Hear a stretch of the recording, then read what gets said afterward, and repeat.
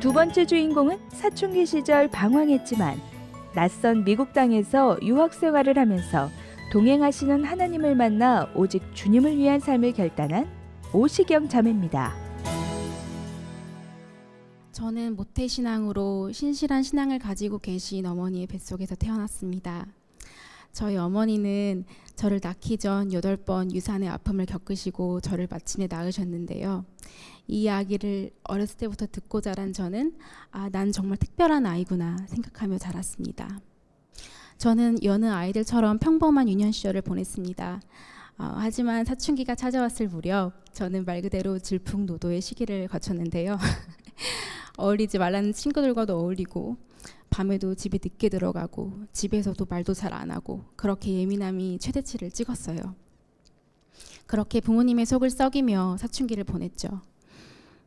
그런데 너무 감사한 건 제 마음 깊은 한구석에 제가 하나님을 두려워하는 마음이 있었다는 거예요. 하나님은 저의 사춘기 시절에도 여전히 저를 붙잡고 계셨어요. 고등학교에 들어가서는 하나님께서 저를 미국 유학의 길로 인도해 주셨어요. 사실 어렸을 때부터 미국에 대한 환상이 너무 커가지고 막 비행기를 타고 미국에 가는 꿈을 꾸기도 했었고, 그리고 저희 어머니는 미국 유학의 길을 열어달라는 기도문을 작성하기도 하셨습니다. 어느 날 하교하던 길에 어머니께로부터 한 통의 전화를 받았어요. 갑자기 유학을 가보는 게 어떻겠냐고. 그래서 저는 조금의 고민도 없이 응 갈래 라고 바로 대답을 했어요. 그때 무슨 확신으로 그렇게 대답을 했는지 지금 와서 생각해보면 하나님의 인도하심 가운데 한 과정이었다고 생각합니다. 저는 6개월 동안 유학을 준비하고 드디어 미국의 한 크리스찬 고등학교에 진학을 하게 되었습니다. 한국과는 완전히 다른 교육 방식과 학교 생활에 제가 적응을 해야만 했습니다. 그리고 새로운 친구들과 어울리고 사귀는 것도 저의 숙제였어요. 풀어나가야 할 많은 숙제들 가운데 하나님께서는 믿음의 친구를 저의 룸메이트로 보내주셨고, 그 친구의 도움으로 저는 달라진 환경에 아주 빠르게 적응할 수 있었습니다. 다만 한 가지, 제가 이제 영어로 수업을 듣고 과제를 해야 하는데 도대체 무슨 말씀을 하시는지 뭘 하라는 건지 정말 도통 이해를 할 수 없었고 정말 수업 마지막에 숙제만 잘 받아 적었거든요. 그렇게 숙제만 잘해보자라는 마인드로 몇 개월을 보냈습니다. 그럼에도 불구하고 우리 하나님께서는 제가 처음에 미국에 가 그곳에 적응하고 친구를 사귀고 새로운 언어를 배우는 그 모든 과정 속에 저와 동행해 주셨습니다. 아무것도 내세울 게 없는 저는 온전히 하나님께 매달렸고 그분의 능력과 지혜만 구했습니다. 그리고 주님께 모든 것을 맡겨드리니 저의 걱정과 불안은 사라지고 참된 평안이 저를 감싸는 은혜를 누릴 수 있었습니다.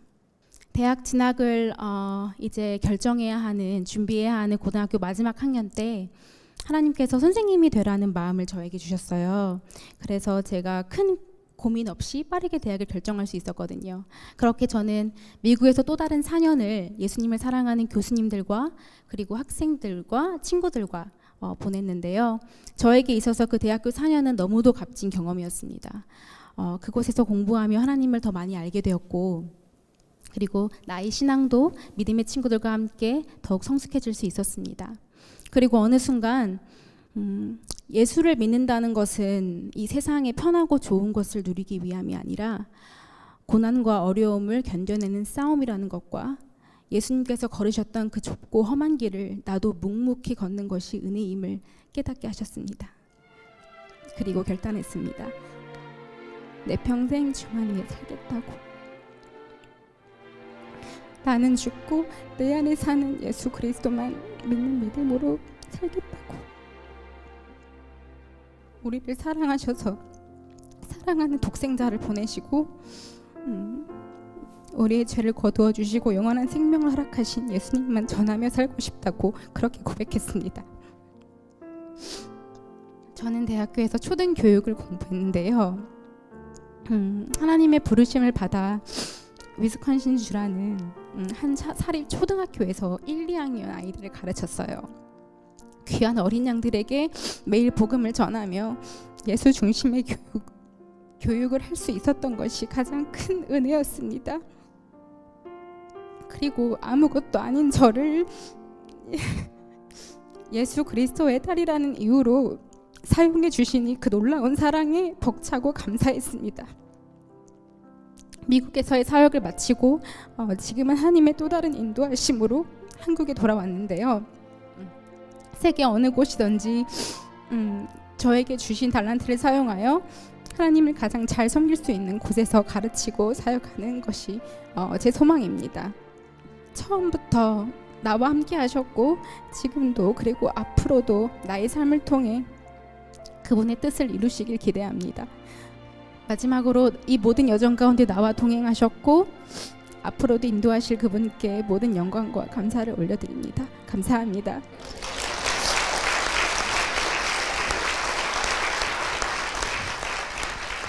이 방학 때만 되면 그 믿음을 가지고 예전교회 오셔가지고 봉사활동을 하고 그랬는데 다양하게 봉사활동을 했다고 들었어요. 어떤 활동들을 좀 했나요? 네, 한국에 이제 나오게 되면 예배 싱어, 네, 그리고 피아노 반주, 그리고 반주, 주일학교, 주일학교, 네, 보조교사. 그러면 부모님이 8번의 유산 끝에 낳은 아이니 얼마나 또 특별하실까. 그러니까요. 또 오늘 이 자리에서 간증하시는 모습 보면 또 얼마나 흐뭇하실까 짐작이 되는데요. 부모님 모셔보도록 하겠습니다. 아버지이신 오수봉 장로님, 어머니 하연자 권사님 박수로 모시겠습니다.